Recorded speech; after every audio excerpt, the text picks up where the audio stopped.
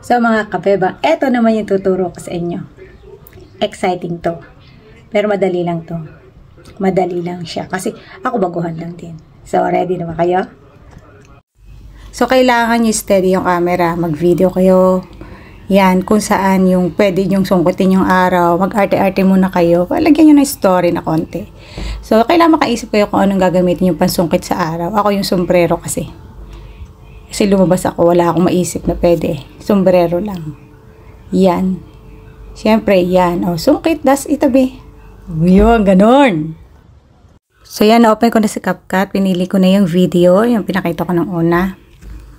Yan, di ba yan yung video? Hanapin natin kung saan tayo magka-cut.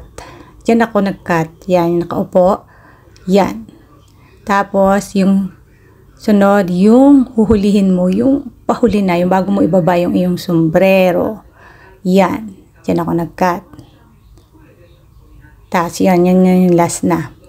So, yung kauna-unahan, hindi na natin yung kailangan. Hindi na natin kailangan yan. Ngayon, kailangan natin ng araw. Walang araw eh. So, hanap tayo. Add overlay. Kailangan walang naka-highlight ha, sa clip. Yon, may araw ako picture. Pink file na yan para walang background. So, ihanap nyo ng pwesto, paliitin nyo, gamitin nyo yung dalawang daliri, yung hintuturot, lalaki, para nag-zoom in, zoom out lang, ganon. Tapos, i-check nyo, yan, ano nyo yung length niya, sa sukat din nung, yun, yung huhulihin mo si araw. Para makita mo timing, yan, i-adjust lang natin, kung saan po pwede. So, yun doon yung ano, yung pwesto ng araw, o diba? Ngayon, syempre, napakaliwanag pa rin yung sunod, yung pagbaba, di dapat madilim na.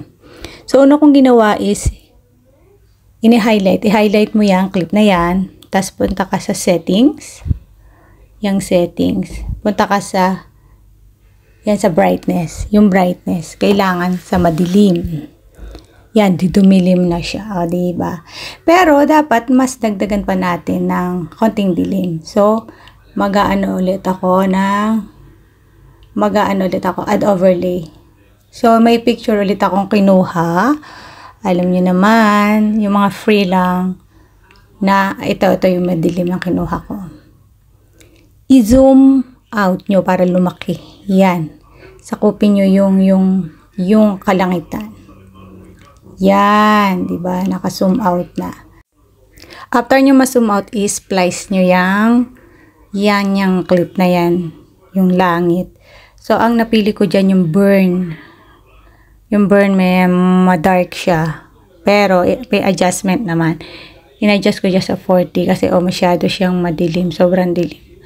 So, 40, makatwiran na yung dilim. Kasi kailangan nakamatch din sa baba. Kailangan naman sobrang dilim sa taas. Tapos ang baba, medyo may liwanag na ganyan. Pero okay lang yung liwanag na yan. So, tamang 40 lang para sa akin. Mahirap mag-adjust, no? Ayan. O yan. Then, after nyo yung ma-splice ang tawag, diba? Para lang ma-blend. Saka natin siya imamast. Imamast natin kasi yung guhit na yan makikita. Kita yan, oh. So, dapat i-ano natin yan. So, i-highlight nyo yung kalangitan na in-overlay nyo. Imamast. Yan si mask. Yan, syempre, horizontal. Usual. Tapos, pwede niya sa daliri. Yan, i-adjust nyo. Yan, pa slant. Kung ano yung linya. Kasi yan yung nakaline doon sa background natin na yun. Para hindi halata yung guhit. Tapos yung white na may araw pababa, ano yan? Feather. So, i-click nyo lang ng konti yan, yung feather. Para lang hindi obvious yung guhit. Click nyo lang yan. Para malinis. So, yun. So, yan. Try na natin. Ayan. Ako, nainitan ng bebang. Yan, nainis. Yari ka ngayon kay bebang. Ginamit ang sombrero. Huli ka ngayon. So, ready to export na yan. So, it's up to you kung i-adjust nyo dyan. Diyan sa taas yung resolution. Yan, i-adjust nyo na para mas maganda. Ako kasi, minsan hindi ko na na-adjust, nalilimutan ko na eh. Diretso na akong export dun sa arrow, sa right side. Diretso export na kagad ako. So, yun lang mga kabebang. Sana nakatulong at pakishare na rin. Bye, bye, bye! Diba ang saya? Lahat tayo matututo.